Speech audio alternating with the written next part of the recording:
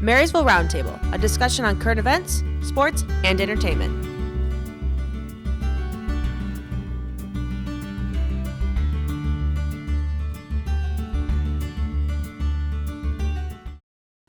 With the school year wrapping up, there are many things that need to be discussed. Today, we have our Marysville Superintendent, Dr. Wightman, in the studio to share some insight with us about the 2021-2022 school year.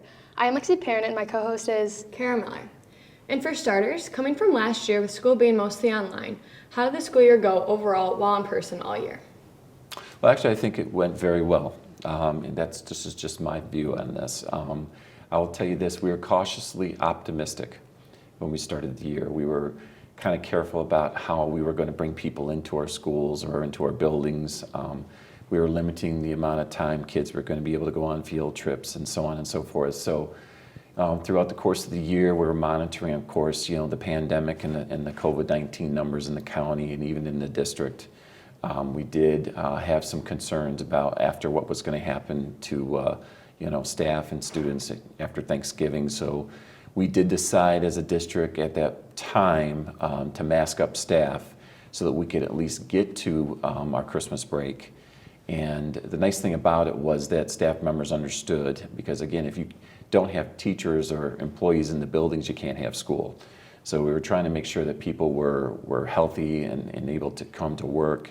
So we masked up for that period of time. And then after the holiday break, we came back and the county saw a spike. Actually, throughout the state, we saw a big spike of COVID-19 positive cases and everything. And the health department made a decision, a difficult decision, that I think was necessary for all of us to mask up for the month of January. And I'm grateful and thankful that the health department made that decision, because it is very probable and likely we would have had to have closed schools down because of it. So, but from that month forward and everything, things started to turn more into a normal year for all of us. We were able to see a lot of people at our athletic events, for example. There weren't really a lot of restrictions. We were still, of course, sanitizing our buildings carefully, making sure things were clean and safe, but more field trips are now being taken right now, and we're now starting to enjoy the end of the year, and we only have a few days actually left. So That's good. I thought this year also went really well, and our COVID protocols, when we needed them, I thought we implemented them at great times. Overall, I just thought the learning environment was also a lot better. Actually being able to see friends and interact with teachers more, that was a lot better. And it certainly was a lot different than it was for the past couple of years where we were online and we weren't really able to see each other, which is actually a good thing now that we're able to get back together and to do things. So while there are plenty of programs that work to close learning gaps by leveraging summer and other out-of-school time, how are we using time during the summer to catch up students from the pandemic? Yeah, we've got a special program that we have planned this summer. We have a summer day camp for our kindergarten through 8th grade students. It's free, it doesn't cost anything. It'll start July 5th and it'll end August 11th, I believe, is the last day. And we have a lot of learning opportunities and things that will be taking place. We have a STEM-based type program that will be occurring where kids do a lot of online, or I should say hands-on, and even some online activities that they'll be able to do at home. We'll have some field trips that we're going to be taking place, and we have a nice little culminating end of the summer program event over at the park where kids will be able to access the splash pad and access some of the playground equipment. So we're looking forward to it. The one thing I will let you know that parents are responsible for transportation, bringing kids to and from, and if we do take a field trip out of town, we'll be providing busing or transportation to and from. But you have to be a student in the district. You have to be a student who participated in our schools as the year progressed. You have to be one of our students. You can't be a homeschooled student or a student from a different school outside of Marysville. Yeah, that's really awesome, especially with, like I said, before, since we didn't have the opportunity to do that kind of stuff. Now that especially elementary school kids get to have the opportunity to interact with other students. I think that's really cool. Yeah, the one thing that I think that is also neat about it too is that you're able to do some fun things, academics and reading and writing and so on, those are fun, but some students feel like they need a break, and this is an opportunity to do some learning, but also to actually have some more fun with it. So we're looking forward to it. Yeah, I think that's a great opportunity for the kids. And also going along with the topic of pandemic, there's abundant amount of job opportunities like worldwide. What job opportunities can be expected for the summer and for the 2022 school year for next year? Yeah, we actually have some new positions that we're going to bring on into the district. One of the things that we are focusing in on is a little bit of learning loss that have taken place over the past few years with some of our students. So we're bringing back literacy coaches here into the district. They'll be working with our elementary students in the buildings, trying to accelerate learning and to support them in whatever ways that they can. So we have 2 positions that will be brought forth into the district to work at those levels. We also have an additional school campus safety and security specialist. I think all of you are familiar with Mr. Cowie and all the work that he does to keep us safe here in our schools and everything. We're looking to bring an additional employee into the district to help out. It'll be likely that both Mr. Cowie and this new employee will likely work at the high school and middle school full-time. But we also have been working with the city and the police department to bring in a resource officer full-time here in the district as well. As you know, unfortunately, things have been becoming more and more unpredictable in our schools around the country, and we want to make sure that our buildings here in Marysville are safe, and our students and staff are as well. So we feel that it's necessary to bring these 2 individuals or these 2 types of positions into the district to keep us safe here and secure in our schools. And another position that we're looking to bring on is an additional music teacher at our elementary schools. So those are just some positions that we're definitely going to have to bring in this fall, and we also have added some nice supports that we haven't had in the past, such as a school nurse. We haven't had here in Marysville for a very, very long time, and we also have brought forth social workers in every building. Well, I'm excited to see the new faces around the district. Yeah, we are, and I think that they've done an amazing job so far this year. So going with that conversation, we did add a new social worker and nurse to our district. Will that add to even more care for student mental health issues? Yes, one of the priorities that the Board of Education and the district has made is these mental health and general well-being physically as well for all of our staff and students here in the district. And just having an opportunity to have, like we talked about earlier, a nurse. Students can go down and see the nurse if they're not feeling well. Families can take advantage of some vaccines and even some physicals for some of our athletes at no charge or cost. The social work supports that we've put in place here in the district, has been very, very beneficial, I believe, because we know we have some students that have had some difficult times that they've gone through over the past 2 years, and transitioning back to face-to-face learning and providing them some additional people who they can talk to, I think is a benefit, and I think moving forward that it's going to continue to benefit the district. Yeah, I think it's awesome that we're bringing more awareness to that kind of stuff. Yeah, and along with adding more workers, each year we're also adding more kindergarten students to our program. And how is the enrollment rate at our school, and how does it affect our school? Well, enrollment here in the district and around the state, actually, it's critical. We receive our funding from the state. It's a full-time equivalency funding amount. So right now, our FTE amount that we get, or the full-time equivalency, is $8,700 per student. The governor's proposing an increase. I don't know what's going to happen with the budget, but we're anticipating that we'll get an additional increase this coming fall, but we'll have to wait and see how that turns out. But with regards to that, we want to make sure that we bring in more kindergarten students than we have seniors that graduate. This year, we had the largest kindergarten enrollment in the history of the district with 243 students. We staffed our buildings to make sure that we had enough teachers in the schools for about 250 students, so we're very close to our goal. This year we graduated a little over 200 students. Next year's junior class will be around 200, and in the fall we're expecting and anticipating hopefully a little bit more growth with maybe even possibly even more than 250 students here in the district in kindergarten. And again, the benefit to this is that the district is growing and getting bigger, and as we get bigger, we'll have a larger budget and we'll be able to do more things in our schools. Well, that's cool to see the schools grow. Definitely.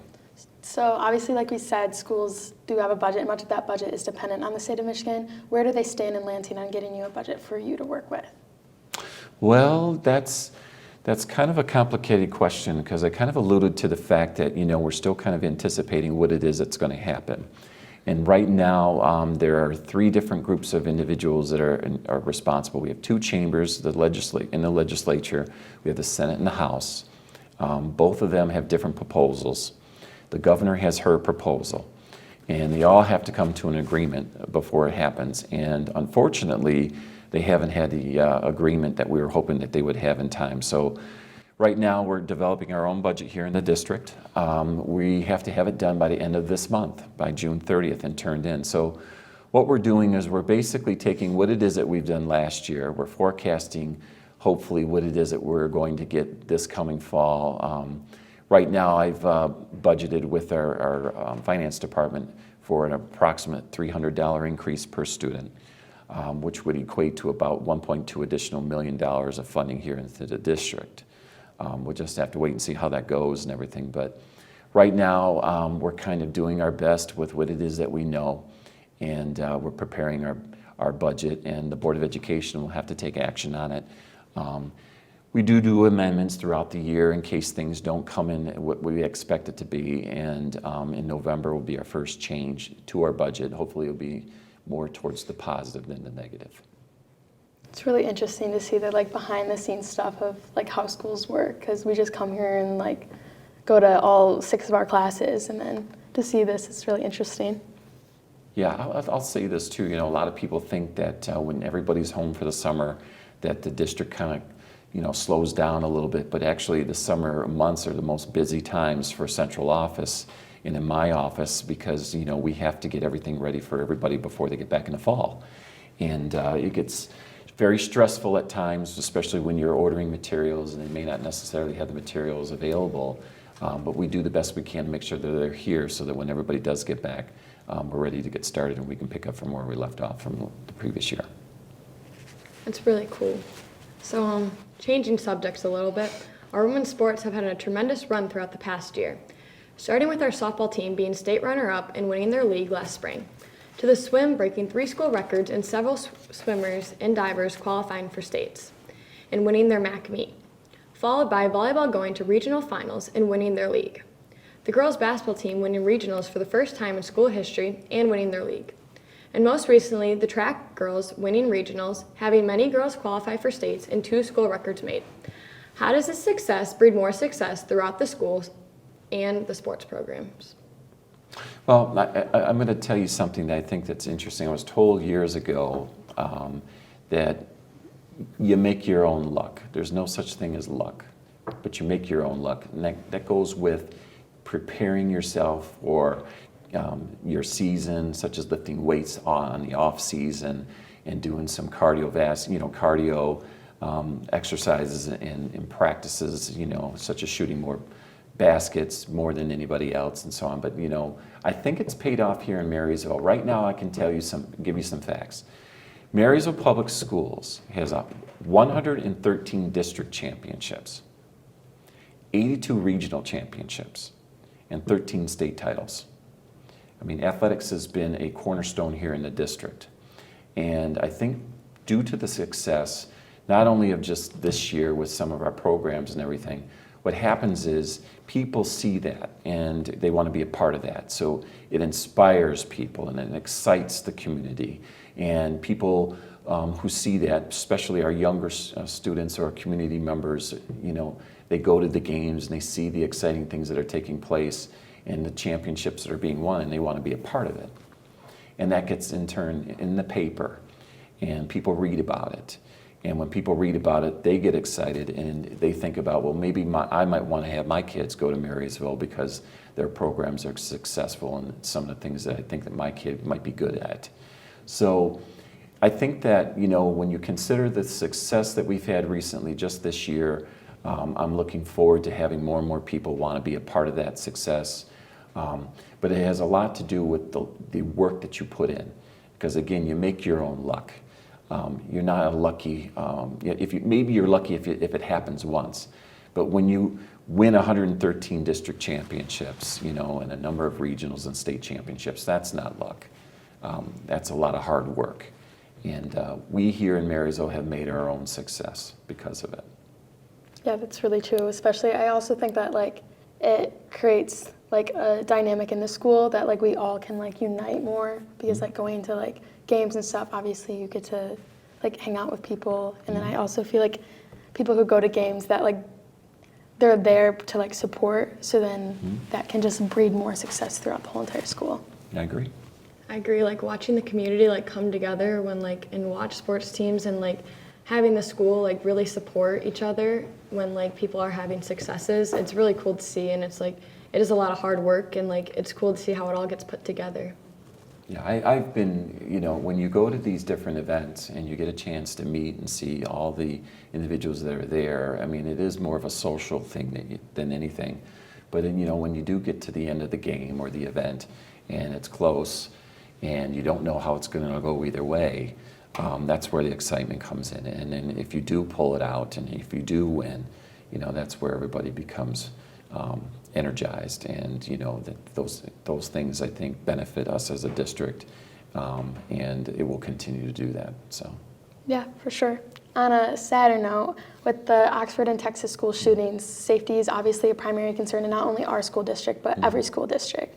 Can you share with us some of the precautions implemented into Marysville? Yeah, it's unfortunate what's been happening around the country. And there's definitely something that's going to have to be done. Something's going to have to change. But here in Marysville, we've been kind of at the forefront of some of the decisions here in the district and making sure that our schools are safe. For example, in our buildings before me getting here, people could just walk in through the school building and be right into the main hallway and be able to go wherever they want. Right now we have an entrance area or a lobby where you have to actually be buzzed in. There's a camera in the lobby. There's also a little speaker where you press the button and we ask, once they press the button, what would you like, or what is your business here for today? And then, the secretaries or whoever is at the front desk, whether it's the principal as well, they'll buzz them into the office and everything. And then from there, they handle their business. So we've put in that safety measure in. Of course, we have cameras in every building and throughout all of our campuses. This summer, actually, we're looking to upgrade those camera systems and to increase the amount of coverage that we have in our buildings, which will be an additional safety measure here in the district. But we've also trained all of our staff in ALICE, which is a protocol in case we do have a intruder here on any of our campuses, that we have a specific way we respond and react to it. We alert our staff, we inform what's going on throughout our buildings. We counter, in other words, if somebody gets into one of our learning areas or our spaces, we counter by possibly even distracting by throwing some objects or things at this individual that we don't want to have in our areas or our space or schools. We evacuate if we need to, and we sometimes, even if we have to, even barricade ourselves in our classrooms because we have no way of evacuating. So when you think about these different types of things, and all of our staff being trained in it, so the benefit is to our students, in our buildings, and even our visitors, we know what we need to do in case there is an emergency situation. We also are bringing in, like I had mentioned earlier, a resource officer from the police department here in Marysville this fall. We're also looking into putting in some different type of barricading devices that we can easily put in place on our doors in our buildings, where we can quickly place this device in its position so that the door can't be opened from the outside so that they can get inside. And of course, in the meantime, we're just trying to just bide times before we can get the police department or Homeland Security to our building or sites. We're just trying to delay the intruder, the person who's looking to do some harm, delay them from being able to do that so that these individuals can arrive, the first responders, and then at that point, intervene. So there's a number of different things that we've put in place. I think the education part of it, though, with the ALICE training that we've done throughout the district has really paid off, and it's been a benefit to us, because we did have an incident earlier this year at one of our buildings, and the staff members in the building and the students did respond and react appropriately. And we were able to get through that situation without anybody being harmed. That's very reassuring to hear. Yeah, students and staff members, like the most important thing is like feel safe while like at school so you can like have a good learning environment. So it's really reassuring. We recently held commencement for the class of 2022, but seniors will not be the only ones leaving us. I understand that several teachers will be retiring. Are there any others? Yeah, we do have a few people that have already communicated to the district or my office that they'll be retiring. We have our band director that will be leaving us. He's been here for a very, very long time. We do have a few elementary teachers that will be leaving us as well. We have Mrs. Dobson over at Gardens Elementary School, long-standing first grade teacher for us. She's going to be retiring and will be greatly missed here by our staff members here in the district. And we also have a middle school teacher right now, Jill Moore, will be retiring at the end of this year as well. And she's been working for us in the district for a long amount of time as well, and she'll be greatly missed as well. So those are the individuals that I know for sure that won't be coming back, but I will let you know that we wish them well in their retirement, and we do look forward to bringing in some new staff members to fill those positions. I think everyone will agree that it was great to get back to some normalcy this school year. Thank you, Dr. Wightman, for coming in today and sharing some important information. We hope everyone has a great summer. Once again, I am Lexi P. And I'm Kara Miller for M6, your hometown station.